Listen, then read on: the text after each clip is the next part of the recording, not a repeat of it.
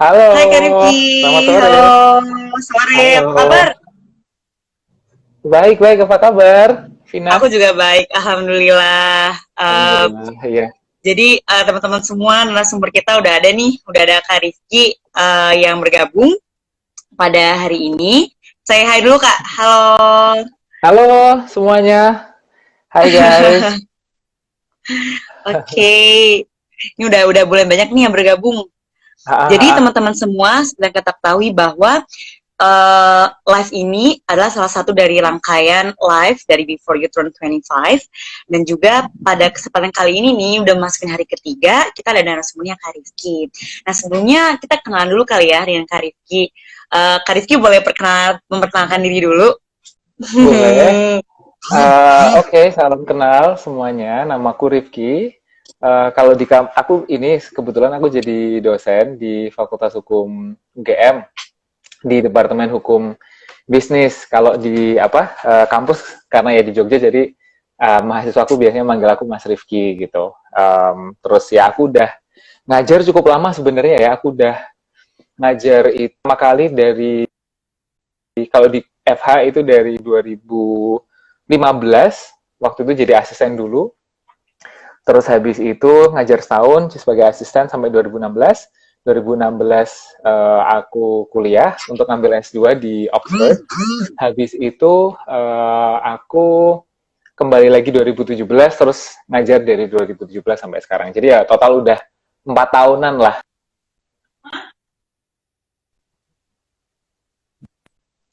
Eh, dari track record akademiknya sangat-sangat ya teman-teman. Kalau misalnya bahasa anak Indonesia sekarang itu mantul, mantap betul. Waduh, Jadi bisa dilihat nih Kak makasih. Rifki sekarang dosen juga, kemudian di akademik recordnya seperti yang udah Kak Rifki jelasin tadi. Jadi kita bakal bahas nih bagaimana sih Kak Rifki memandang suatu academic life dan social life dan juga mengenai bagaimana ketika kita, karena pendidikan itu banyak ya orang-orang yang ingin sekali mendapatkan pendidikan setinggi-tingginya, kemudian juga bagaimana bisa nih memanfaatkan waktu ketika duduk di bangku pendidikan tinggi, Hmm. ketika duduk di bangku sekolah, itu gimana tuh bisa menyimbangkan antara akademik dan social life-nya. Nih, Hmm. kita langsung aja nih teman-teman, kita langsung aja ke pertanyaan yang pertama. Saat masuk Oke. ke perkuliahan, ada begitu banyak sekali kegiatan dan aktivitas yang bisa kita lakukan. Tentunya kita merasa bahwa oh banyak nih aktivitas-aktivitas yang bisa kita lakuin, namun ada juga tuntutan akademik yang harus kita penuhi. Hmm. Terus pertanyaannya bagaimana sih Kak Rifki menyeimbangkan antara kehidupan akademik dan kehidupan sosial? Ya, makasih untuk pertanyaannya, Vina. Jadi itu pertanyaan yang aku sering dapat ya dari mahasiswa aku juga. Kebetulan karena aku di kampus udah jadi dosen pembimbing akademik DPA dan aku juga sering ngelatih lah. Jadi ngelatih lomba-lomba mahasiswa gitu, misalnya debat, lomba peradilan semu dan lain sebagainya. Jadi itu pertanyaan yang orang tuh sering tanya gitu ya. Ini gimana Mas? Maksudnya kalau misalnya uh, aku mau fokus ke akademik, nanti jadinya kupu-kupu mahasiswa kuliah pulang gitu. Terus katanya kalau mahasiswa kupu-kupu itu kan susah terbangnya pas waktu lulus kuliah gitu misalnya. um, Sementara kalau misalnya aku terlalu banyak ikut kegiatan di luar, nanti jadinya waktu waktu yang aku bisa pakai untuk akademik jadi berkurang gitu. By the way, ini koneksinya baik-baik aja, Vina. Ini Lancar kayaknya kok kamu Kak, aku lancar ya. lancar. Kak Rifki juga lancar banget. Oh ya, oke oke. Ya, jadi itu juga pertanyaannya yang aku sering dapat lah gitu. Caranya ngebalance gimana. Nah, yang mungkin orang juga nggak banyak tahu atau mungkin kaget ya kalau kalau aku cerita sama mereka tentang pengalamanku di Oxford gitu. Kayak Mas Rifki dulu gimana tuh pas waktu di Oxford kan nggak mungkin kuliahnya santai-santai aja kayak cuman kerjaannya nonton main gitu kan nggak mungkin gitu pasti pasti berat ya. Terus itu gimana dulu? Apa Mas Rifki terus kayak belajar 12 jam sehari? Terus yang aku bilang adalah bahwa loh enggak, justru malah aku pas waktu di kuliah di Oxford itu, aku kemarin ikut ini tim tenisnya Oxford gitu. Terus habis Wow. itu aku kebetulan kemarin jadi class representative. Jadi class representative tuh kayak ininya, kalau aku bilangnya babu umum karena semua orang tuh kalau minta tolong sama aku misalnya perlu kayak Ketua angkatan ya, ketua angkatan kali. iya kayak ketua angkatan Hmm. gitulah kayak Rifki, my lecturer hasn't graded my essay, kayak like can you please ini help me to communicate bla bla, jadi gitulah. Jadi kan Oh. kerjanya banyak juga tuh karena berhubungan sama fakultas, sama dosen-dosen juga di sana. Terus aku masak sendiri, um, kemana-mana naik sepeda. Jadi nggak naik mobil, nggak naik motor. Jadi malah malah banyak kegiatan gitu. Nah, yang aku justru mau bilang adalah bahwa uh, aku tuh bisa survive selama pas waktu kuliah nggak cuma S1 tapi juga pas waktu S2 itu justru malah karena aku tidak memakai kacamata kuda gitu, dan aku nggak hanya sekedar berpikir bahwa oh hidupku tuh cuma buat IPK 4,5 gitu, enggak gitu. Jadi tetap itu prioritas ya, maksudnya karena itu tanggung jawab kita kan sebagai mahasiswa, dan juga aku melihat bahwa itu tanggung jawab ke orang tua kita, atau mungkin kalau dapat beasiswa ya tanggung jawab ke pemberi beasiswa kita gitu loh, bahwa mereka sudah menitipkan uang atau inilah menginvest ke kita. Jadi kalau kita sembarangan kan itu juga nggak baik. Cuman yang aku mau tekankan adalah bahwa mahasiswa itu bukan robot, mahasiswa itu bukan mesin, mahasiswa siswa itu manusia gitu loh. Dan yang selalu aku bilang adalah bahwa manusia itu memiliki kebutuhan yang berbagai macam gitu. Jadi maksudnya kita nggak bisa kemudian dipaksa hanya untuk perform gitu. Kalau misalnya kayak gitu nanti lama-lama akan ada saat dimana itu explode, kayak breakdown gitu ya. Yeah. Kayak mobil kan nggak bisa dong. Mobil disetir jebret 1000 kilometer tanpa berhenti, meledak nanti mesinnya gitu. Jadi kalau aku justru malah bilang diversify your experience gitu. Kalau misalnya kalian selama kuliah itu sebaiknya itu jangan cuma sekedar fokus hanya sekedar ke akademik atau hanya sekedar ke organisasi atau hanya sekedar ke yang lain. Sebisa mungkin kalian memperkaya. Jadi udah dibikin planning. Nah, ini makanya planning itu penting gitu. Jadi oke, aku semester ini aku mau ambil lomba misalnya peradilan semu. Jadi begitu ini udah selesai nanti baru semester depan gitu. Betul, betul. Kayak gitu. Jadi kalau misalnya itu semua diambil di saat yang sama kan juga pasti meledak kan, nggak mungkin gitu. Ibarat mobil tadi, kalau mobil harusnya isinya 4 orang tapi diisi 20 orang ya nggak akan bisa jalan, atau jalan tapi nanti pasti akan ada kerusakan gitu. Jadi ya itu sih yang aku mau bilang adalah bahwa tetap tanggung jawab nomor 1 adalah akademik, tapi selain itu jangan merasa bahwa kalian nggak bisa melakukan hal-hal lain yang kalian minati atau kalian punya passion, termasuk juga olahraga gitu. Karena kalau kayak sampai hari ini pun aku masih main tenis, bahkan hari ini dan kemarin aku main tenis gitu. Jam 6 pagi gitu ya. Maksudnya untuk ngasih gambaran gitu ya. Kalau misalnya kita punya passion, nggak apa-apa kita ini, tinggal nanti masalah ngatur waktunya aja gimana gitu. Gitu sih. Benar-benar. Wow, thank you Kak Rifki penjelasannya. Teman-teman semua, by the way, yang sudah bergabung, boleh apabila ada pertanyaan bisa langsung ya komen aja di kolom pertanyaan.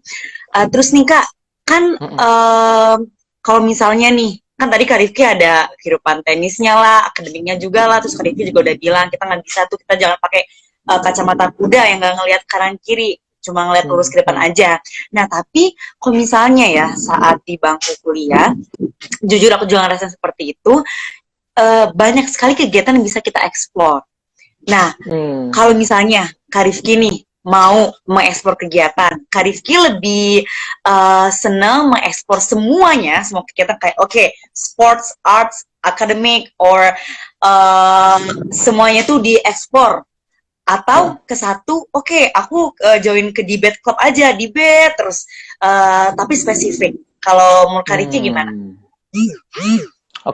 Kalau ini yang aku mau bilang adalah ini, listen to your heart, dan listen to kayak apa ya, passionmu tuh apa sih sebenarnya gitu.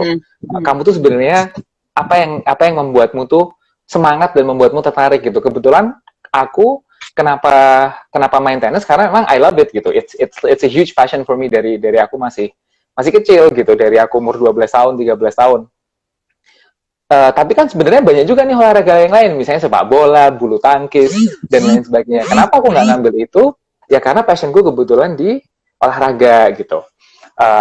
Nah, yang aku mau bilang adalah bahwa nggak semua orang kan minatnya sama nih. Jadi ada tipe-tipe orang tertentu yang memang ya mereka nggak begitu suka olahraga, and that's fine, nggak masalah gitu. Maksudnya, kalau kamu bukan orang yang memang semangat bisa kayak apa, kayak menggebu-gebu, bisa kayak wah ini excited gitu kan, misalnya ngomong tentang olahraga atau apa, ya nggak maksudnya kamu nggak perlu kemudian merasa bahwa you're not doing something right gitulah. It's okay gitu.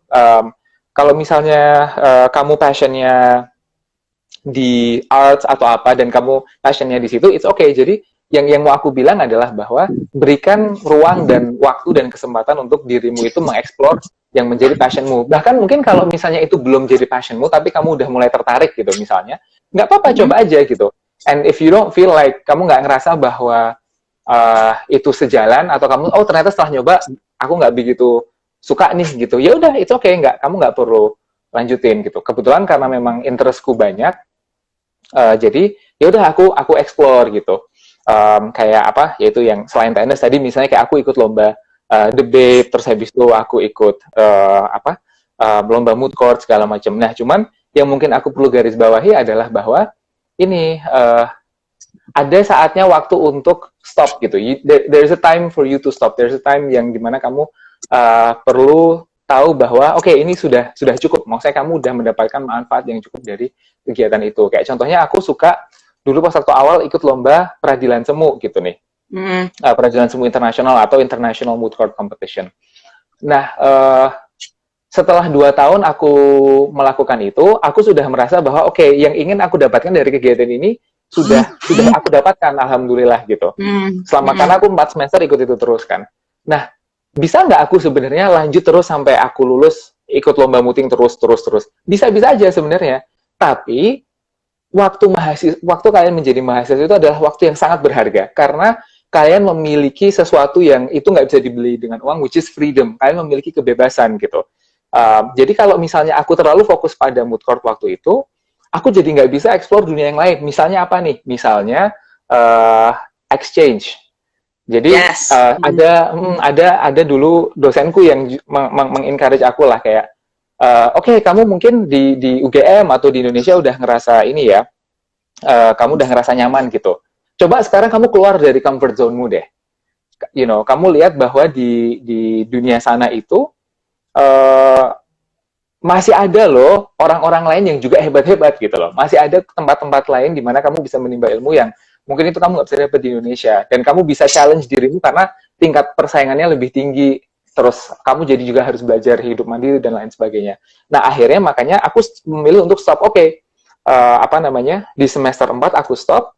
Kemudian semester 5 aku apply untuk exchange di semester 6. Waktu itu aku ke Paris. Jadi apa yang mau aku bilang adalah bahwa sebisa mungkin itu diversify your experience gitu. Jadi kayak kalau kamu mungkin pernah dengar orang investasi bilang, don't put all your eggs in one basket. Jangan taruh semua telurmu di satu yang keranjang yang sama gitu kan. Menurutku saat kita kuliah dan bagaimana cara kita menggunakan waktu itu juga investasi loh. Bahkan menurutku bagaimana kita menggunakan waktu adalah investasi yang justru jauh lebih berharga daripada uang. Karena kalau misalnya waktu, you can never buy it back. Kamu mau punya uang 1 triliun, mau beli lagi 1 hari aja tuh nggak bisa gitu. Ya kan? Sementara kalau uang kan maksudnya insya Allah bisa dicari. Jadi, gimana kamu menggunakan waktumu, especially pas waktu kuliah, it's an investment. Itu adalah investasi sehingga sebisa mungkin jangan cuman itu tadi pakai kacamata kuda dan cuman itu terus. Diversify your experience. Itu yang aku mau sampaikan. Oke. Jadi benar ya Kak, kalau misalnya kita tadi jangan menaruh telur kita di satu keranjang yang sama gitu. Tapi apa yang kita lakuin itu bisa menjadi investasi untuk kita ke depannya.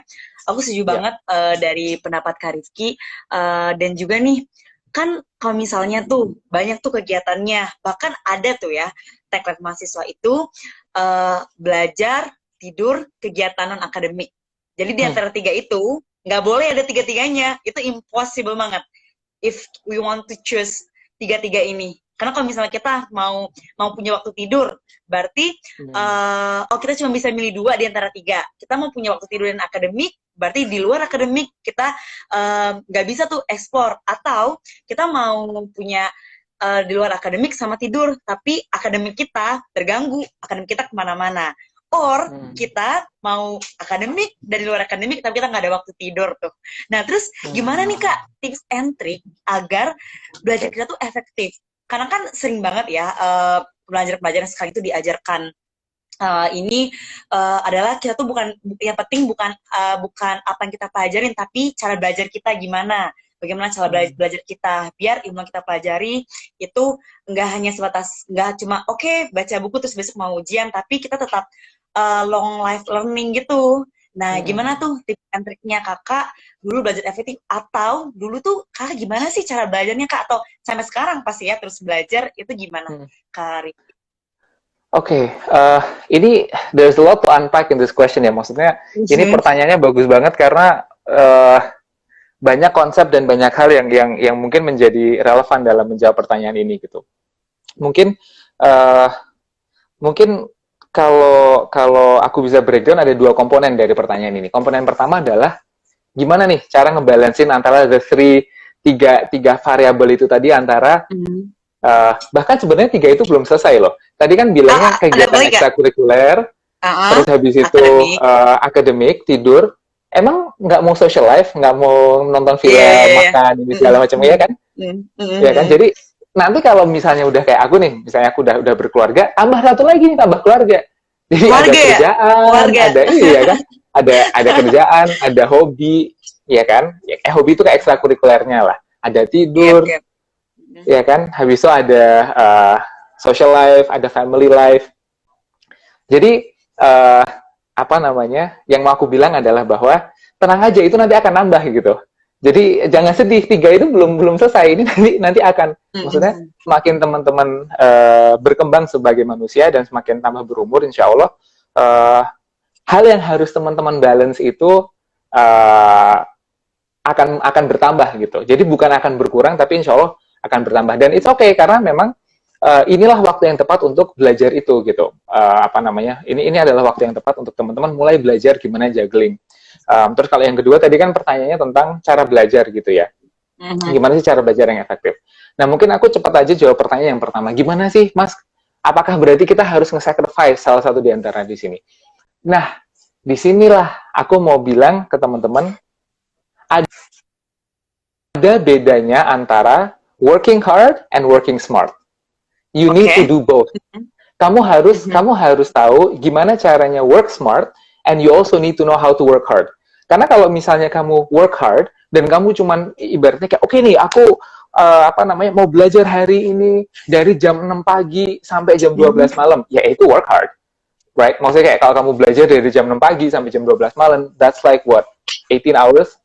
Ya itu work hard banget dong kalau orang bisa ngelakuin itu gitu. Cuman apakah berarti bahwa kalau kamu menggunakan waktumu full selama 18 jam hanya untuk belajar, kamu akan mendapatkan katakanlah 5 kali lipat atau 4 kali lipat dari orang yang mungkin cuma belajar 3 jam? Belum tentu. Karena ada yang namanya working smart. Bisa jadi orang hanya belajar misalnya 2 jam, tapi dibandingkan orang yang belajar misalnya 10 jam, yang 2 jam ini dapatnya lebih banyak daripada orang yang belajar 10 jam. Nah, inilah pentingnya tentang working smart gitu, and studying smart. Apa yang aku maksud dengan working smart? Katakan ini aku pakai contoh orang yang belajar selama 2 jam, sama orang yang belajar sama 10 jam. Kok bisa orang yang 2 jam ini Mas, kan kayak nggak masuk akal gitu. Aku kasih contoh, misalnya gini. Orang yang belajar selama 2 jam, dia udah punya target plan. Jadi katakanlah dia itu sudah men-spread out study plan-nya misalnya untuk ujian selama 5 hari sebelum dia ujian. Jadi setiap hari itu dia udah ngebagi nih babnya mana yang mau di-tackle. Hari ini dia mau ngapain. Jadi plannya udah jelas hari itu. Dia udah ngebagi waktu, oke, selama 2 jam, aku setengah jam akan melakukan apa, 1 jam melakukan apa, setengah jam mau melakukan apa. Terus dia mematikan HP-nya. Dia mematikan teleponnya, dia berada di ruangan di mana dia tidak terdistract, dan dia fokus. Dia mengejar target-target yang harus dia selesaikan dan dia set hari itu. Bandingkan sama ini, orang yang belajar 10 jam, tapi apa? Pas waktu dia buka buku, di sampingnya ada laptop, dia buka Spotify, ini kok lagu ini nggak muncul di Spotify, dia buka YouTube. Akhirnya dia nonton YouTube, begitu satu video, tiba-tiba udah 1 jam, dia belum nyelesain nih. Belum, iya, terus habis itu, oh ya udah, aduh ini udah 1 jam gimana nih? Ya udah deh, aku mulai baca. Dia mulai bosan, terus buka Instagram bentar. Apa segala macam, akhirnya lewat sejam lagi. You get what I mean? Jadi kayak distracted banget gitu. Kerja selama 10 jam, tapi distracted. Akhirnya, dan dia nggak punya plan. Akhirnya apa? Akhirnya dia nggak dapat banyak dari 10 jam itu gitu. Karena dia nggak melakukan yang namanya deep work. Kerjanya itu nggak dalam, waktu yang dia gunakan itu nggak fokus. Dan dia maksudnya nggak mendapatkan yang namanya flow lah. Ada buku yang bagus banget namanya Deep Work. Itu menjelaskan tentang itu tadi pentingnya kita untuk fokus lah dalam bekerja. Nah gitu, jadi itu contohnya gitu. Makanya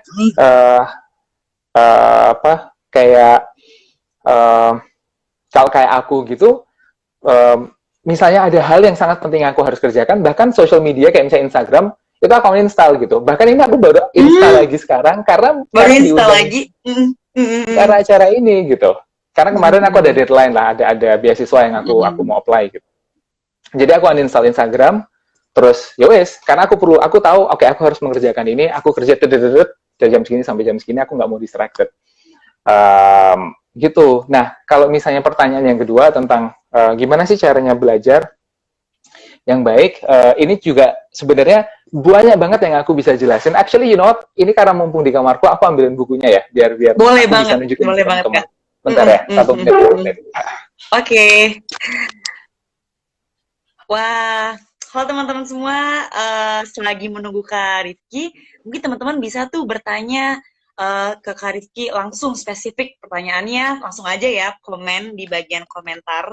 Nih Kak Rifki udah bergabung kembali bersama kita, jadi teman-teman jangan melewatkan kesempatan bertanya langsung dengan Kak Rifki di kolom komentar, karena tentunya langsung nih dari pakar belajar, ada gitu ya pakar belajar. Boleh itu Kak bukunya? Oke, ini buku yang pertama yang tadi aku ngasih tahu. Nah, judulnya Deep Work. Deep Work. Authornya Cal Newport. Oke. Deep Work, Rules for Focused Success in a Distracted World. Jadi ini dia ngajarin gimana caranya kita bisa sukses. Kita bisa mendapatkan kesuksesan dengan memastikan bahwa kita fokus dan nggak gampang distracted.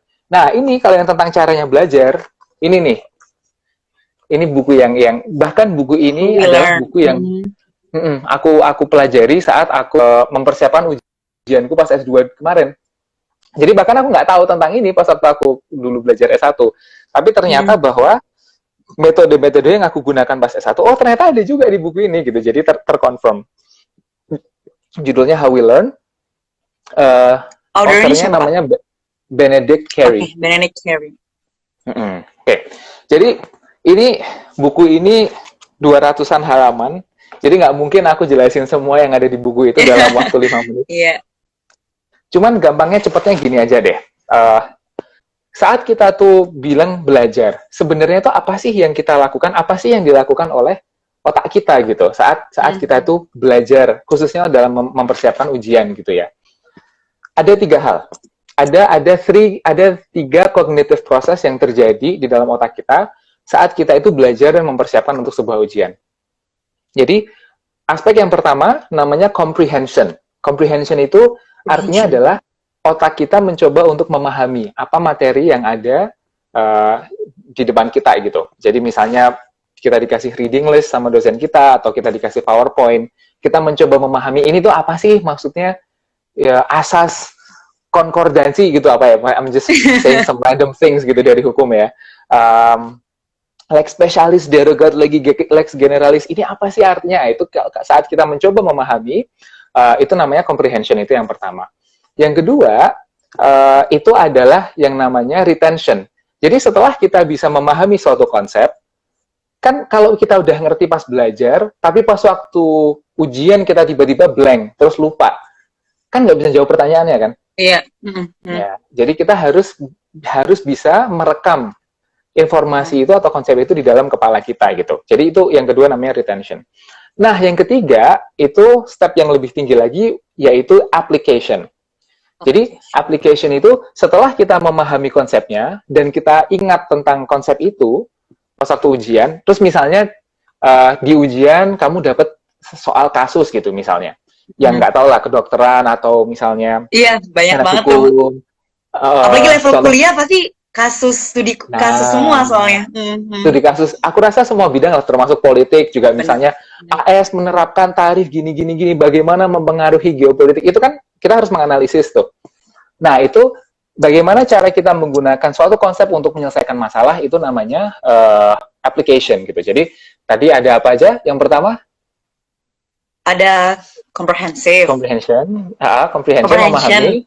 Ya. Terus yang kedua, terus ntar aku lupa. Retention sama application. Yes. Application. Nah, masing-masing ini harus diberi perhatian saat kita belajar gitu.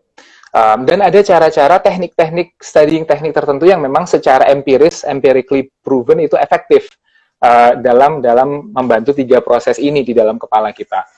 Again, I don't have much time to explain all of these things. Jadi aku mungkin secara cepat aja jelasin apa yang aku lakukan saat aku belajar gitu ya. Ini in my personal life, aku melakukan teknik-teknik ini untuk itu tadi, memastikan 3 aspek itu aku kuat saat aku belajar dan mempersiapkan ujian. Oke, jadi yang pertama tentang comprehension.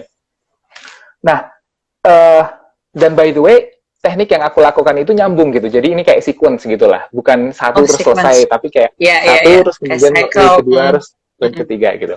Jadi yang pertama yang aku lakukan biasanya adalah of course aku membaca karena kalau orang hukum semuanya kan maksudnya huruf-huruf ya, jarang isinya itu gambar-gambar.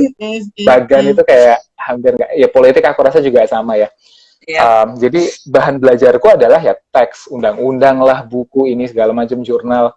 Jadi aku setelah membaca semua itu, yang kemudian aku lakukan untuk membantu pemahamanku adalah aku membuat summary.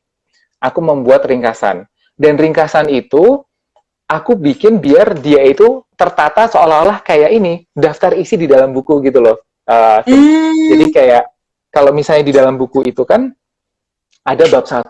Misalnya nih, aku belajar tentang hukum perdata gitu. Bab 1-nya tentang apa? Misalnya, bab 1-nya tentang perikatan gitulah. Terus nanti bab 2-nya tentang properti, terus bab 4-nya tentang apa. Jadi disusun gitu kan bab-babnya. Nah, terus nanti di bawah perikatan ada misalnya 1 perikatan A, syarat sah perikatan atau perjanjian, B, konsekuensi hukum dari ininya, C, apa bla bla bla. Jadi disusun gitu, dibikin struktur skemanya. Kalau teman-teman suka bikin mind map, ini juga bisa untuk dibikin mind map gitu, dibikin mind map. Nah, tujuan dari membuat summary ini, mau itu dengan yang aku bikin tadi kayak bikin Yusun itu, atau bikin mind maps, atau teknik lain untuk bikin summary adalah untuk membuat informasi ini terstruktur secara rapi. Jadi dia udah terkotak-kotak gitu. Itu membuat kita lebih memahami hubungannya satu dengan lainnya. Nah, long story short, kalau misalnya aku udah selesai bikin itu, nah step kedua ini yang agak berat nih. Untuk memastikan biar aku bisa ingat, yang kemudian aku lakukan adalah aku ambil kertas fresh yang baru, terus habis itu aku mencoba untuk menulis dari ingatanku semua yang udah ada di lembar yang perfect ini tadi, copy yang udah informasinya udah lengkap semua itu tadi yang pertama aku bikin. Of course pertama kali aku bikin nggak akan lengkap gitu. Misalnya syarat sah perjanjian atau syarat sah kontrak. Oke, ini pasalnya 1320 KUH Berdata. Unsurnya ada 4 gitu kan. Tapi aku ingatnya cuma unsur nomor pertama gitu. Aku cuma inget harus ada persetujuan gitu kan. Harus ada consent. Tapi aku lupa di 2, 3, 4 apa. Ya nggak apa-apa, it's okay. Diblangin dulu nggak masalah. Tapi terus aku lanjut. Nah, kemudian aku kan yang kedua kali yang aku bikin dari blank nggak mungkin langsung sempurna. Nah, sehingga aku akan nyocokin sama yang udah perfect itu tadi, mana nih informasi yang masih kosong. Nah, aku akan kemudian kertas ini aku sampingkan, aku ngambil kertas baru yang kosong dan aku mencoba untuk mengulang proses ini. Pokoknya aku akan repeat terus, mau ini sejam, 2 jam, tergantung seberapa banyak materinya. Aku akan ulang terus sampai aku bisa menulis dari ingatanku semua yang ada di perfect copy-nya itu tadi. Nah, terus kemudian yang ketiga untuk application-nya, inilah kemudian di mana sahabat-sahabat dan teman yang dipercaya itu penting karena yang aku suka lakukan untuk bisa mempertajam analisaku, kemampuan analisaku adalah aku belajar kelompok, tapi maksimal cuma 4. Jadi aku mengundang biasanya 3 teman yang lain. Terus yang kita suka lakukan adalah kita tuh coba membayangkan kira-kira ada kalau kita dosennya itu akan ada soal apa gitulah. Jadi misalnya kita masing-masing store 5 soal. Kita bayangin oke, kalau kita dosen kita bakal nanya apa ya, terus kita coba kerjain, terus nanti kalau ada yang nggak ngerti kita saling bertanya dan saling mencoba menjelaskan. Nah, ternyata saat kita mengajar dan kita mencoba menjelaskan orang lain, itu membuat kita jadi semakin paham gitu caranya mengaplikasikan konsepnya. Yep. Jadi shortnya gitu deh. Short banget ya Kak, penjelasannya comprehension, retention, application, dan tadi teman-teman ada faktor yang banyak tuh tools-toolsnya gaya belajar yang Kak Rifki coba berikan, dan juga di menariknya itu yang di bagian application sih, ketika kita mengaplikasikan ada orang lain, jadi bukan hanya diri kita sendiri, tapi ada teman kita Kak, atau peer group kita Kak, terus kita sama-sama mengira-ngira nih kira-kira apa ya soal yang akan masuk, terus apabila ada yang kita nggak mengerti, kita akan mengajarkan ke teman kita yang mengajarkan ke kita. Nah, menurut aku itu poin yang penting sekali, karena kadang belajar diri itu kita dapat comprehension tadi kan, dapat gimana nih teorinya, materi-materinya, tapi ketika hal tersebut diaplikasikan itu pasti jauh lebih masuk lagi apa inti teorinya yang akan yang kita sedang pelajarin. Thank you banget Kak Rifki membocorkan sedikit triknya untuk sukses in academic life.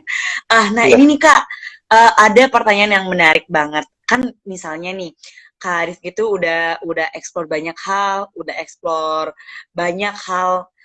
yang Kak Rifki sukai, bukan hanya akademiknya saja, tapi tentu ketika kita explore, ada titik kita suka jenuh dengan kehidupan perkuliahan atau kehidupan sekolah lah.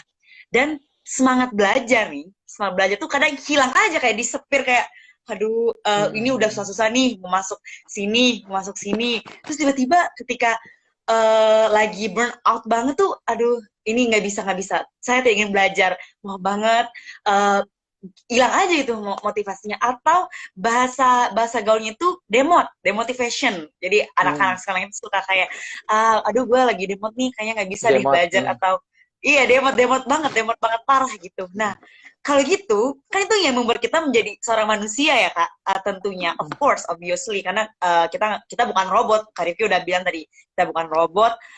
Terus gimana tuh ketika kita demot, apa yang Kakak lakukan saat merasa lagi kekurangan motivasi? Oke. Itu pertanyaan yang bagus banget, dan itu hadapi on a daily basis ya. Sebagai dosen, Kak Rifki, sebelum mulai, kayaknya ini bakal azan deh. Bakal azan ya? Boleh. Jadi gimana kita? Jadi ini setelah lagi azan teman-teman semua, jadi kita akan jeda azan sekitar 1-2 menit. Mohon maaf teman-teman semua.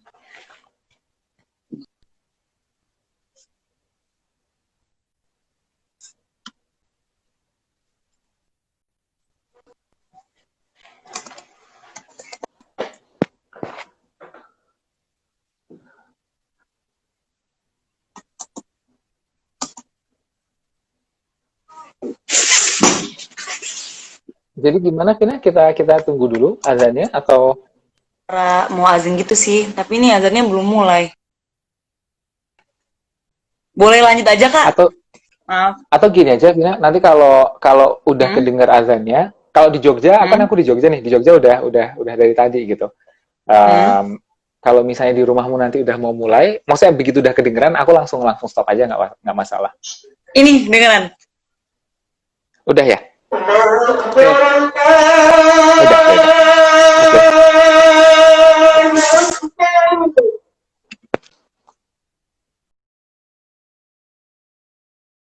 Hai teman-teman semua, selamat bergabung kembali di Instagram Live Before You Turn 25. Untuk sesi kali ini ada Kak Rifki yang menemani kita untuk membahas mengenai academic and social life. Nah, tadi untuk di sesi pertama Kak Rifki udah cerita banyak tuh mengenai social life-nya, bagaimana udah ada pertanyaan bagaimana nih kita apabila teman-teman semua tuh ingin menyeimbangkan antara kehidupan sosial dan juga kehidupan akademik. Nah, berhubung Kak Rifkinya sekarang sedang menuju untuk bergabung, teman-teman semua yang sudah bergabung, apabila ada pertanyaan yang ditanyakan, jangan ragu-ragu untuk bertanya. Karena kesempatan untuk bertanya, nah Kak Rifki itu jarang-jarang. Kak Rifki itu sekarang itu buat yang teman-teman nih yang baru bergabung, jadi Kak Rifki itu adalah dosen di Universitas Gadjah Mada, Fakultas Hukum. Dan nih Kak Rifkinya udah bergabung, kita langsung aja ya teman-teman semua. Rifki, jadi tadi di pertanyaannya, itu pertanyaan kepada Kak Rifki. Halo Kak Rifki. Halo. Welcome back. Selamat bergabung kembali. Yes, thank you. Ini HP-ku kayaknya agak manja kayak babyku, jadi dia tuh nggak mau kalau nggak dipegang langsung sama tanganku gitu kayak. Oh begitu kan aku taruh di tripod. Terus aku mikir kayak, jangan-jangan ini permasalahannya karena ditaruh tripod for some reason ya. Kayak babyku kalau dia ditaruh cuman di bantal. Oh dia harus digendong gitu ya Kak? Harus digendong. Iya. Sayang-sayang, nah ini HP-nya harus disayang juga nih. Oke. It's okay Kak Rifki, karena memang ya teman-teman di masa pandemi gini kita harus beradaptasi dengan online, sinyal kadang HP-nya manja seperti HP Kak Rifki. Jadi semoga tidak mengurangi tujuan atau teman-teman untuk belajar dari sesi live bersama Kak Rifki. Oke deh. Nih, lanjut nih Kak. Mulai aja. Iya, kita mulai. Jadi pertanyaannya, kan suka jenuh tuh ya apabila belajar kehidupan perkuliahan dan kadang semangat belajar suka hilang. Nah, apa yang kakak lakukan saat merasa lagi kurang motivasi atau bahasa kerennya demotivation? Itu gimana kak? Oke. Jadi step pertama nih, yang aku lakukan untuk diriku sendiri dan kalau aku sedang membimbing seseorang gitu ya, misalnya sebagai coach atau sebagai dosen pembimbing akademik. Step yang pertama adalah untuk acknowledging perasaan demotivation itu sendiri. Jangan pernah perasaan itu dianggap remeh gitu. Misalnya kayak, alah kamu tuh kayak gitu aja kok udah demot sih, misalnya ya. Misalnya kayak ada anak yang biasanya dia dapat nilai A, tiba-tiba dapat nilai amin. Terus habis itu baru still A loh. Apa? Kenapa? Itu still A kan? Iya, makanya gitu kan. Maksudnya mungkin ada yang gitu ya, maksudnya orangnya perfeksionis, dia biasanya dapat A, terus misalnya nggak tahu lah, nggak dapat amin tapi dapat B gitu. Padahal B itu udah bagus, namanya aja B kan is good gitu kan. Tapi terus dia excellent gitu. Nah mungkin ada orang yang atau temennya yang bilang kayak, alah kamu tuh kayak gitu aja kok udah ini sih demot gitu misalnya. Itu nggak boleh. Jadi perasaan seberapa kecilnya itu pun di mata kita itu buat orang lain bisa sangat signifikan gitu. Jadi kita harus membiasakan untuk bisa berempati dengan orang lain. Jangan pernah kita itu mengecilkan atau bahasa Inggrisnya itu belittling. Kalau misalnya, jadi kalau ada, dan itu by the way berlaku untuk diri kalian juga ya. Maksudnya ini berlaku untuk kalian. Jadi pokoknya intinya step pertama adalah acknowledging if you're feeling down atau demotivated. Itu penting banget karena perasaan itu kayak negative emotion hanya akan bisa sembuh atau hanya akan bisa diganti dengan positive emotion kalau misalnya negative emotion itu di-acknowledge gitu. Itu secara psikologi, kebetulan aku juga suka gitu baca tentang psikologi. Jadi step pertama adalah acknowledge. Nah, step yang kedua yang juga sangat penting adalah kita harus macam menjadi dokter nih. Kalau aku sedang bimbingan sama mahasiswaku, aku yang jadi dokter ke mahasiswaku. Kalau ini kalian ke diri kalian sendiri, ya kalian harus bisa menjadi dokter ke diri kalian. Jadi kalian harus melakukan diagnosis. Wow. Sama kayak misalnya dokter itu apa namanya, kan nggak mungkin langsung ngasih obat toh. Mhm. Misalnya ada pasien datang, terus kan nggak mungkin dokternya tiba-tiba yaudah kamu operasi aja gitu. Mungkin nggak dokter ngelakuin Iya, itu? iya. Nggak mungkin gitu. Karena gimana dia bisa tahu bahwa operasi akan menyembuhkan kalau dia bahkan nggak tahu penyebab penyakitnya itu apa gitu. Betul, exactly. Kausa dari penyakitnya itu apa gitu kan. Nah, jadi itu sama. Karena gini, demotivation itu sumbernya itu bisa bermacam-macam. Ada banyak sekali alasan kenapa orang bisa demotivated. Makanya step yang kedua adalah kita harus bisa mendiagnosis kausa dari orang ini merasa demotivated itu apa, sehingga kita bisa memformulasikan solusi yang tepat. Karena kalau kita nggak tahu sumber permasalahannya itu apa, bisa jadi kita memberikan advice, tapi advice itu salah sasaran, nggak tepat gitu. Aku kasih contoh nih misalnya. Aku kasih contoh ke adik iparku sendiri ya. Jadi adiknya istriku gitu. Kebetulan pas waktu dulu ketemu pertama kali justru malah dia tuh nggak tahu kenapa langsung curhat sama aku gitu. Dia tuh ngerasa kayak aduh mas, aku semester ini tuh ngerasa flat banget gitulah. Dulu pas waktu semester 1, semester 2 IPK aku tuh bisa wah cum laude gitulah misalnya ya. Tapi kok sekarang aku udah mulai masuk semester 5, mulai semester 6 tuh udah kayak flat banget rasanya, kuliah tuh kayak nggak ada greget ini apa segala macem gitu kan. Itu kan tanda-tanda demotivasi tuh. Iya. Tapi kan aku nggak bisa dong langsung cuma ngomong, kamu harus semangat dong Umar, kamu harus ini. Lah kalau misalnya emang, maksudnya gimana ya, kalau masalahnya bukan karena dia kurang semangat, kan itu it doesn't solve the problem gitu. Nah, makanya kemudian aku nanya dulu gitu, apa dulu nih yang kamu lakukan dulu di semester awal yang semester ini enggak, gimana pergaulanmu dan segala macam. Long story short, yang aku temukan adalah apa? Ternyata yang terjadi ke Umar, ke adikku ini adalah bahwa si Umar itu malah justru merasa kurang tertantang. Karena pas waktu di semester awal, dia excited banget nih dengan dunia perkuliahan. Ya kan? Dia kayak, wah ini ada kegiatan ini. Dia justru malah aktif gitu loh. Jadi ini lucu nih. Di semester awal, dia ikut banyak lomba, dia ikut kegiatan, dia ikut organisasi, IPK-nya malah lebih tinggi. Begitu dia udah mulai selesai dengan itu, dan terus mungkin dia ganti peer groups gitu ya, dia ganti peer group, jadi temen yang mungkin lebih suka nongkrong, suka nge-game dan lain sebagainya, IPK-nya jadi ngedrop. Padahal kalau dipikir-pikir waktunya lebih banyak gitu lah, kok bisa? Ternyata karena permasalahannya adalah dia merasa kurang tertantang, gitu loh. Jadi dia ngerasa kayak, aku nggak perlu banyak effort, ya udah aku udah bisa segini, toh teman-temanku dapat itu juga udah happy-happy aja. Nah waktu itu makanya kemudian saat itu aku bilang, oke, ini aku ngerasa kayaknya kamu kurang tantangan nih. Coba kamu ikut lomba yang kamu belum pernah ikut. Aku ngomong kayak gitu. Jadi kan dia pengen memperbaiki nilainya. Gimana kan dia nanya, gimana mas biar aku bisa memperbaiki nilai? Aku bilang kamu tuh masalahnya dua. Satu kurang tantangan, dua bosen. Karena kalau orang bosen kan juga demotivated kan, apa-apa jadi malas segala macam. Jadi aku bilang karena masalahnya adalah bosen dan kurang tantangan, coba kamu ambil lomba yang kamu belum pernah ikut. Terus coba kamu set IP kamu jauh lebih tinggi daripada apa yang pernah kamu dapatkan di semester-semester sebelumnya. Terus coba kamu set mimpi setelah lulus. Kamu udah, misalnya aku nanya kan, kamu udah tahu belum S2 nanti kira-kira pengen kemana? Pengen S2 kan, dia pengen gitu. Udah set target belum pengen kemana gitu. Ya belum sih mas, paling gini. Terus aku bilang, coba set targetmu lebih tinggi gitu. Nah, alhamdulillah ternyata benar setelah dari saat itu, pas waktu mulai flat, mulai naik lagi. Alhamdulillah terus ya sampai lulus dia performnya bagus gitu.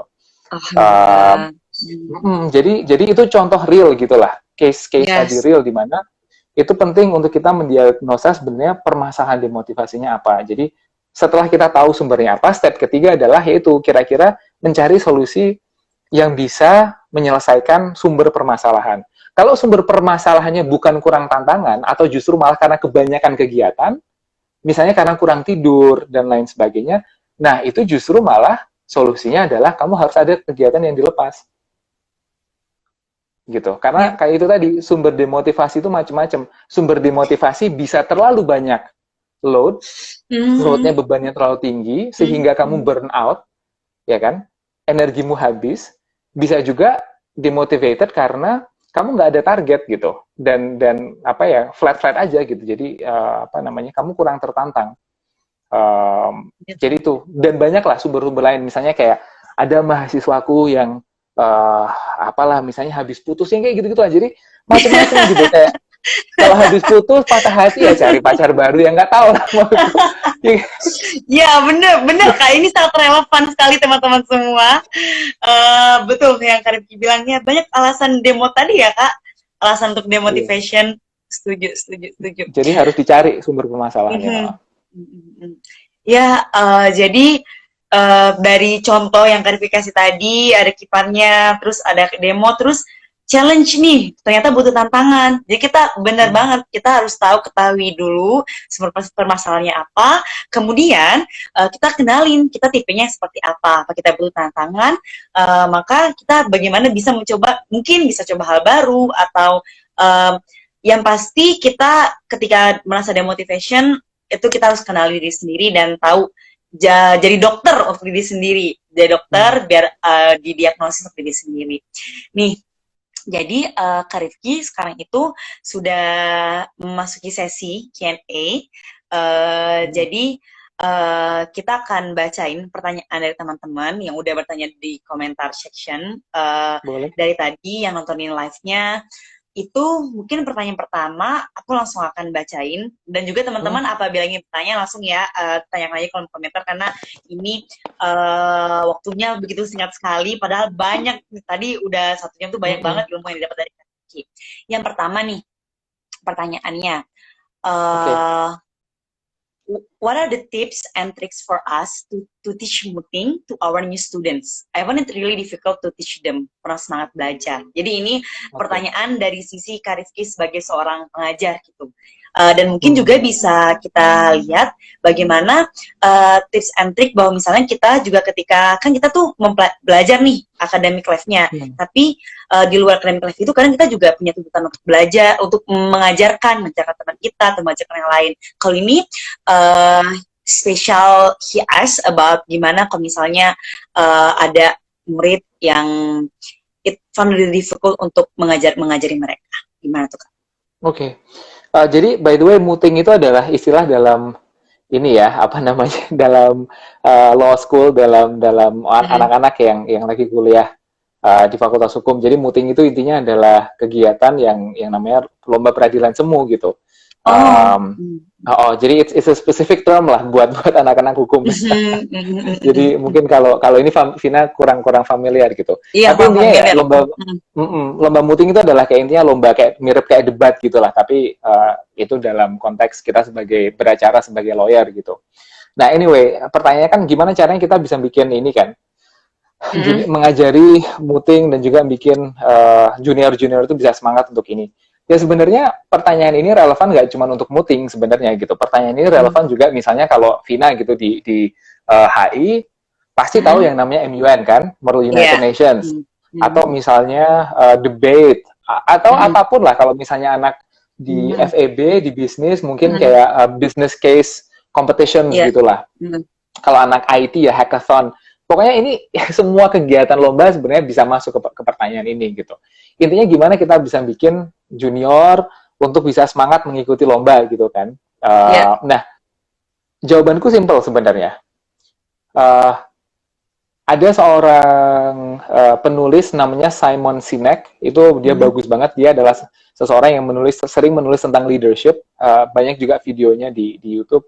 Long story short, ada quote dia yang bagus banget, di mana dia bilang, great leaders start with why. Jadi untuk bisa memotivasi orang untuk melakukan sesuatu, untuk bergerak, mereka harus paham dulu tentang why-nya. Mereka harus punya why yang kuat gitu loh untuk melakukan kegiatan itu. Kalau mereka nggak ngerti kayak apa sih alasannya aku harus ikut kegiatan ini, ya mereka nggak akan join. Like why would I spend like 5 hours a day for 7 days a week selama 6 bulan latihan untuk sesuatu yang itu nggak jelas buat apa gitu. Daripada aku kayak gitu capek-capek, ya mendingan aku nonton sama temanku, mendingan aku makan di burjo, mendingan aku jalan-jalan ke gunung, ke pantai, kemanapun gitu. right? Jadi you need to have a compelling reason why you need to do or you want to do a certain activity gitu. Nah, sehingga kalau aku misalnya aku diminta nih, kebetulan ada komunitas mooting, ada komunitas mood court di fakultasku gitu. Dan aku kebetulan pembimbing ininya juga, dosen pembimbingnya komunitas itu. Itu kan bukan kadang-kadang, setiap tahun ada yang namanya open house buat mahasiswa baru nih, maba-maba gitu kan, untuk memperkenalkan apa sih yang namanya peradilan semu gitu, mood court gitu, apa sih artinya, apa sih kegiatannya. Nah, kalau aku diundang di acara itu, aku nggak akan ngomong tentang tetek bengek masalah gimana cara menstruktur analisa bla bla bla. No, kayak aku nggak akan ngomong itu. Yang aku akan ngomongin adalah misalnya ada beberapa temanku, aku ngeliat dari join ya, aku nunjukin foto sahabatku, misalnya Kak Billy Esratian gitu. Teman-teman tahu nggak ini orang ini siapa gitu? Orang ini adalah orang dari FH UGM yang kedua atau ketiga yang keterima di Harvard Law School. Dia kemudian sekarang menjadi ini orang yang kerja di KSP, kantor staf kepresidenan gitu. Terus misalnya aku nunjukin foto orang lagi, ada temanku, sahabatku habis join juga, namanya Ican gitu. Ini orang ini namanya Ican gitu. Panggilannya Bang Ican. Bang Ican ini bahkan mungkin kayaknya orang pertama atau salah satu orang pertama dari FHUGM yang keterima di Columbia Law School. Terus aku tunjukin lagi foto siapa, Kania, Hanif, segala macam, pokoknya sahabat-sahabatku yang hebat-hebat gitu. Terus aku tanya, dan mereka kerja di tempat-tempat yang berbeda-beda gitu kan. Terus aku tanya, apa yang mereka punya, what do they have in common nih orang-orang ini? What they have in common adalah mereka semua ex-mooters. Mereka semua yang bisa keterima di all these great universities, mereka bisa kerja di tempat-tempat yang keren-keren banget gitu. Mereka semua dulu pas kuliah minimal pernah ikut mooting sekali. Nah, terus aku baru jelasin, maksudnya apakah mooting akan menggaranti kalian keterima di universitas top atau kerja buat presiden? Ya belum tentu. Tapi kenapa kok banyak orang yang berhasil setelah lulus itu, mereka dulu pernah ikut moot court. Nah, harus aku baru jelasin, ini loh manfaat yang kalian bisa dapatkan. Ini skill-skill yang kalian bisa dapatkan kalau kalian ikut mooting gitu. Jadi aku membuat mereka terbuka pikiran untuk melihat bahwa kalau aku ikut kegiatan ini manfaat yang aku bisa yang bisa aku dapatkan gitu dalam waktu pendek, waktu menengah dan jangka panjang gitu. Atau ya bahkan itu mungkin bisa jadi mengidolize salah satu sahabatku yang aku tunjukin pas ini, terus mereka jadiin role model, terus ya udah aku pengen nih kayak Kak Billy, aku pengen jadi nih kayak Kak Kania dan lain sebagainya. Jadi itu buat tadi yang tanya tentang itu, siapa namanya yang nanya itu? Di session sebelumnya Kak, nggak ada namanya sih. Di session sebelumnya ya. Itu aku bilang you have to convince them tentang why they need to join. Jadi you have to start with why. Gitu. Oke. Thank you Kak Rifki. Terus ada nih Kak, tadi kan Kakak udah bahas tentang skill-skill tuh. Ini menurut aku penting dan relevan banget bagi generasi muda. Oh itu Leonardo Juan nih yang bertanya tadi. Udah dijawab ya pertanyaannya. Lanjut mengenai skills. Jadi ada namanya itu kayak growth mindset. Kan itu adalah satu skill yang dicari generasi muda. Nah, dan itu kayak basic skills banget nih menurut aku ya. Ketika aku melihat, if I want to learn something or misalnya mau explore something itu, at least aku punya grow mindset dulu di dalam diri aku. Nah, apakah itu sepenting itu Kak? Kalau misalnya kan bagiku tuh sangat penting nih. Apakah ada tipsnya untuk menemukan growth mindset itu? Oke, jadi mungkin kita mulai dengan berbicara tentang apa yang dimaksud dengan growth mindset ya, karena mungkin nggak semua teman-teman di sini familiar gitu dengan term growth mindset ya. Oke, jadi growth mindset itu adalah kalau aku mau bilang tuh bahkan ini way of living, nggak cuman sekedar mindset atau cara pandang atau cara berpikir, tapi itu way of living karena itu menentukan bagaimana kamu menyikapi itu tadi kegagalan, kesuksesan, pokoknya hampir semua aspek di dalam kehidupan itu terpengaruhi oleh apakah kita memiliki growth mindset atau fixed mindset gitu. Sehingga intinya kalau growth mindset itu adalah kalau core dari growth mindset itu adalah kepercayaan atau belief yang kita miliki dalam diri kita tentang bagaimana kita bisa mendapatkan kesuksesan atau keberhasilan gitu. Jadi kalau misalnya jadi growth mindset itu lawannya ada yang namanya fixed mindset. Jadi di sisi sini ada growth mindset, di sisi sini ada growth. Jadi growth mindset versus fixed mindset. Nah, kalau orang-orang yang memiliki fixed mindset itu mereka akan berpikir bahwa kalau orang itu sukses, itu pasti karena mereka secara alami atau gimana ya, dari sananya mereka emang udah pintar gitu loh. Jadi misalnya kayak kalau misalnya SD zaman dulu ya, oh ya pantesan aja si Budi itu nilai matematikanya 100. Ya emang dia udah dari kelas 1 emang nilainya segitu kalau matematika, ya emang dia udah jago. Pernah nggak dengar kayak gitu nih? Pernah banget. Atau misalnya, ya kan? Atau misalnya kayak ada yang main gitar gitu, belum nyampe setahun, wah dia udah kayak udah jago banget. Terus ada orang komentar, oh ya pantas aja si Iksan itu jago banget main gitar, ya emang dia orangnya talented gitu kan. Jadi dia berpikir, orang yang memiliki growth mindset itu berpikir bahwa success is determined by innate talent. Jadi talent yang memang kita udah terlahir dan itu fix, makanya namanya fixed mindset. Gitu loh. Sehingga ya kalau misalnya memang orang itu berhasil, memang udah dari sononya, karena memang udah dari sononya terlahir dengan talent atau skill itu gitu. Nah, sementara kalau orang yang memiliki growth mindset, mereka percaya bahwa kunci dari sukses adalah effort. Jadi effort dan kesuksesan itu berjalan secara linear, secara berbanding lurus. Jadi semakin besar effort yang kamu keluarkan, yaitu kemudian semakin besar kemungkinan kamu bisa berhasil dalam melakukan sesuatu gitu. Sehingga itulah kenapa namanya itu growth mindset, karena dengan mindset ini orang itu percaya bahwa asalkan kamu itu mau mengeluarkan effort, asalkan kamu mau bekerja keras, kamu bisa mendapatkan skill itu atau kamu bisa berhasil gitu. Sehingga ya ini juga sangat mempengaruhi bagaimana orang memandang kegagalan gitu. Jadi misalnya tadi ada mahasiswa yang aku cerita tadi, kayak dia dapat AAA, tiba-tiba dapat B terus dia demotivasi. Most likely karena dia memiliki karena dia memiliki fixed mindset, bukan growth mindset.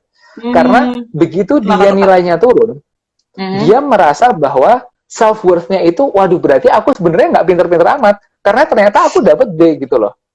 Jadi dia self-worth-nya itu determine dari result-nya. Begitu result-nya itu buruk, dia akan merasa bahwa, oh ya emang aku tuh failure. Ngerti maksudnya kan? Jadi dia mencap gitu loh. Outcome-nya itu adalah bagian dari worth-nya dia, nilainya dia. Nah, sementara kalau orang yang memiliki growth mindset, dia nggak akan begitu stres-stres amat. Dia mungkin down, juga sedih, tapi dia nggak akan kemudian sampai demotivasi. Karena kenapa? Ya karena orang yang memiliki growth mindset itu paham bahwa kegagalan itu adalah bagian dari proses. You know? Ini orang-orang yang ini adalah orang-orang yang tidak akan mentertawakan temannya karena salah pronunciation kalau ngomong bahasa Inggris misalnya. Iya. Dia yang nggak masalah, mau ya namanya orang belajar gitu kan. Gitu. Jadi dia paham bahwa memang itu bagian dari proses. Nah, lagi-lagi ini ya, karena keterbatasan waktu ini sebenarnya bisa banyak banget yang aku bisa bicarakan tentang growth mindset sama fix. Tapi mungkin ini buat referensi lanjutan teman-teman yang lagi di sini. Kebetulan aku juga punya bukunya nih, dan kalau nggak salah ini udah diterjemahkan ke bahasa Indonesia. Ini sumbernya benar-benar buku ya, benar-benar tuh. Namanya Dosen, by the way, ini di kamar. Perpustakaan mininya luar biasa tuh. Wow, ini jadi room perpustakaan mini. Aduh, jadi memang ya itulah apa namanya, aku emang orangnya suka baca, jadi kalau ada yang bagus aku beli. Jadi by the way, kalau teman-teman mau baca lanjut tentang growth mindset, ini bukunya, judulnya Grit. Oke. The Power of Passion and Perseverance. Ini bukunya nih. Oke. Ini udah ada bahasa Indonesianya. Aku ingat karena Iman kalau nggak salah pernah ngepost tentang buku ini, dan itu bukunya dalam bahasa Indonesia. Iman Usman tadi yang aku maksud, Iman. Yeah. Author-nya namanya Angela Duckworth. Bisa kelihatan nggak ya?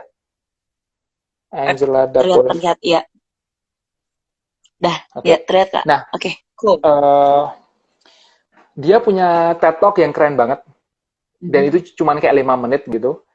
So I would highly recommend everyone yang tertarik untuk belajar tentang growth mindset itu untuk tinggal googling aja lah. Just literally just Google growth mindset atau di YouTube itu nanti akan keluar videonya bagus banget. Dan ternyata kenapa ini pentingnya growth mindset, karena ternyata si Angela Duckworth ini menemukan bahwa justru dibandingkan dengan other measurement of success, misalnya nilai SAT itu kayak kayak nilai UAN gitulah buat anak-anak di Amerika. Dibandingkan dengan SAT score, dibandingkan dengan IQ bahkan ya, dibandingkan dengan IQ score, ternyata growth mindset itu adalah predictor of success yang jauh lebih akurat.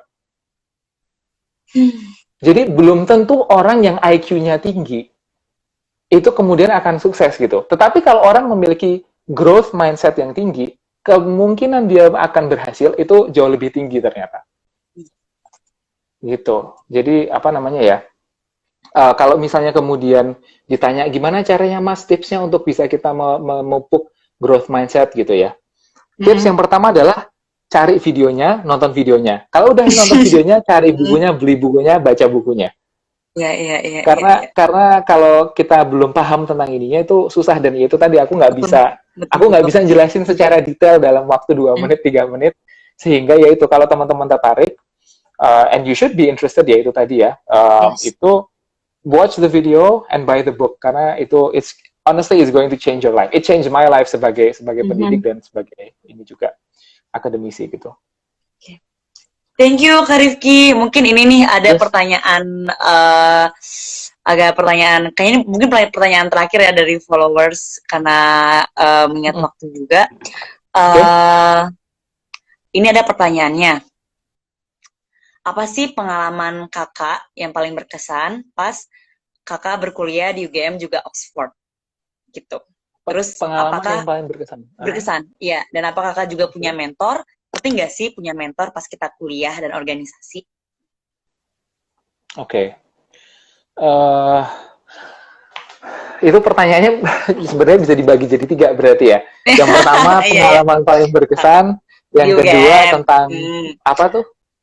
Mentor ya? Mentor. Ya. Terus habis itu yang ketiga tentang? Ketiga punya mentor pas kuliah dan organisasi.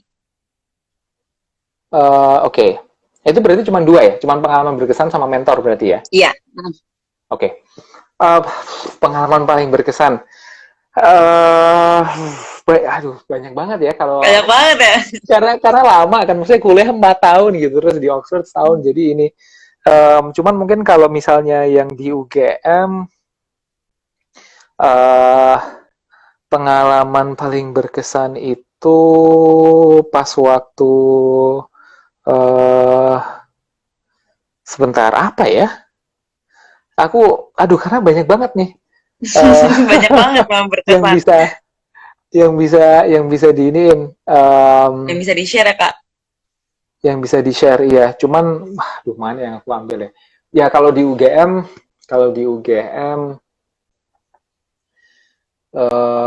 paling ini sih, apa namanya? Tapi aku tuh nggak mau kesannya kayak ini tuh cuma tentang sukses-sukses gitu loh. Jadi gimana ya? Oke, nanti aku akan bikin 2 sisi deh. Kalau yang di UGM ini, kalau honestly speaking ya, yang paling berkesan adalah saat aku dan tim UGM waktu itu juara sebuah lomba peradilan semu internasional namanya Philip C. Jessup International Moot Court Competition gitu. Dan itu pertama kalinya UGM juara, jadi itu big deal banget lah. Karena yang juara di level nasional mewakili Indonesia gitu di Amerika, di Washington DC. Jadi ya itu momen yang paling berkesan. Nah, kalau misalnya ditanya di Oxford, apa momen yang paling berkesan di Oxford?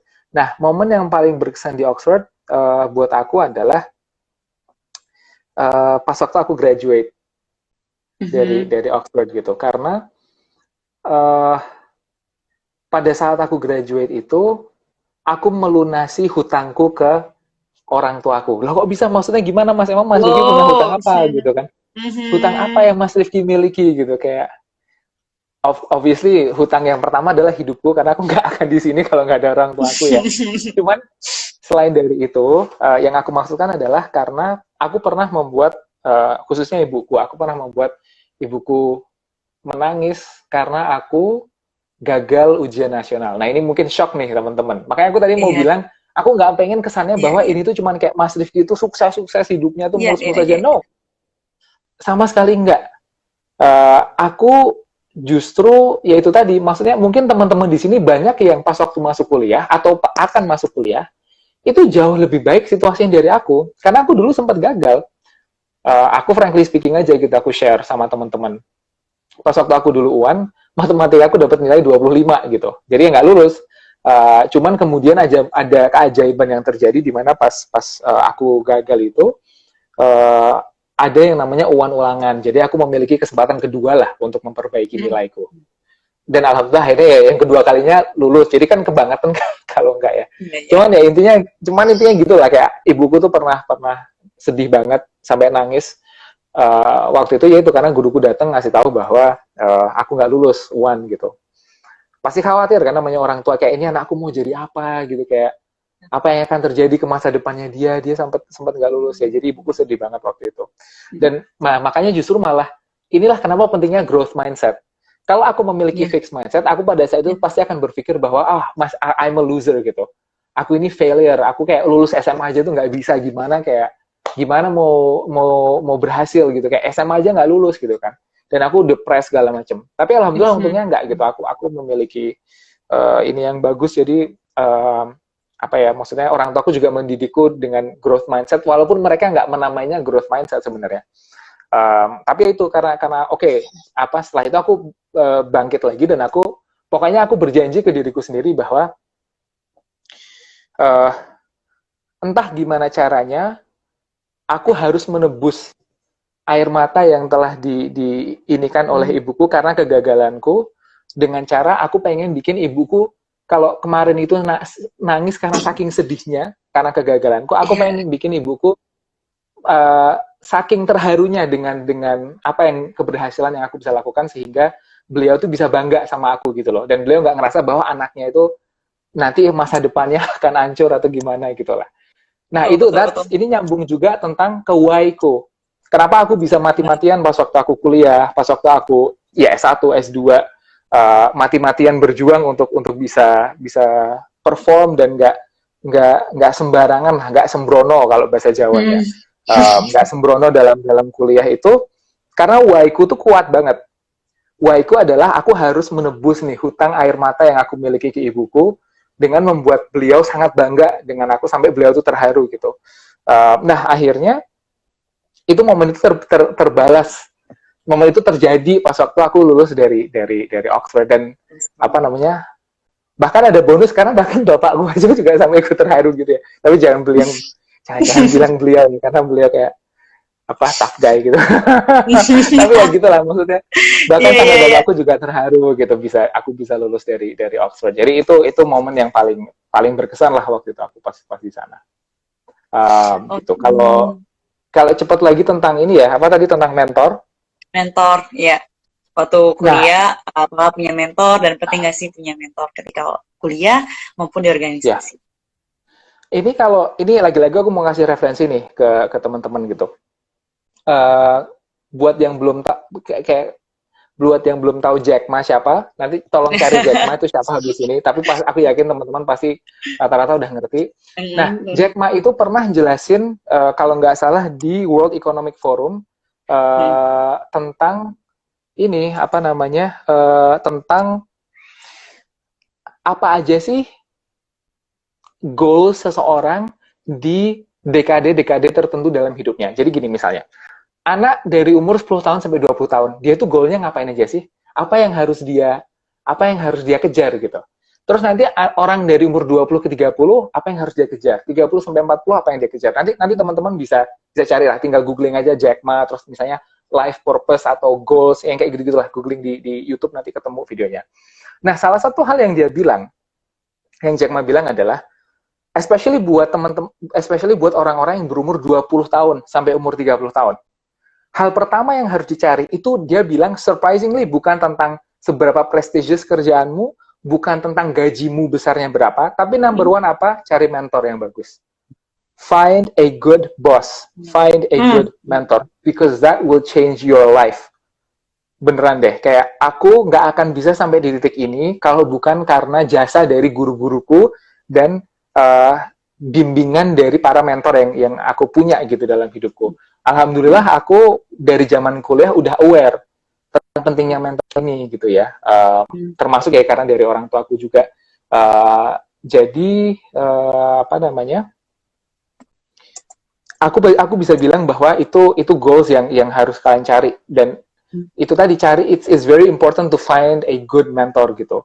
Bahkan kalau misalnya kalian dalam mencari kerja, kayaknya habis ini kan akan tentang mencari kerja nih. Itu yang aku akan bilang bahwa if you have the option between choosing a job yang bayarannya gede tapi bosmu itu toxic, sama bayaran job kedua yang mungkin bayarannya nggak setinggi job pertama, tapi ada orang figure yang sangat inspirational atau sangat influential dalam bidangnya dan dia kayaknya bisa jadi good mentor, pilih job yang kedua. Gitu. Apa namanya?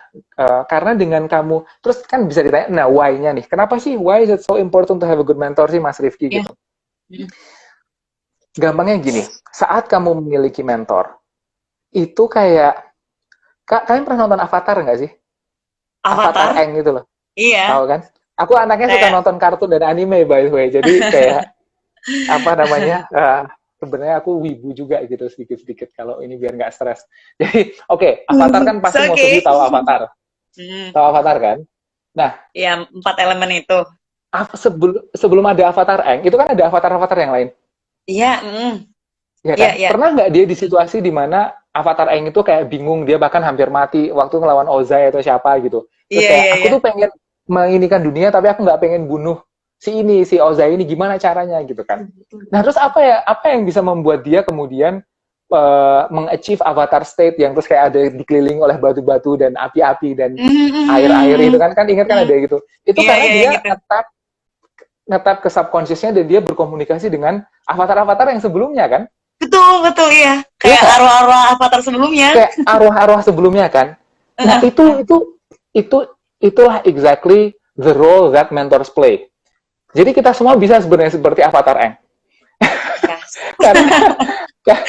karena dengan kita memiliki mentor, mereka ini kan udah hidup lebih lama dari kita. Biasanya kalau orang punya mentor itu kan nggak mungkin seumuran dong.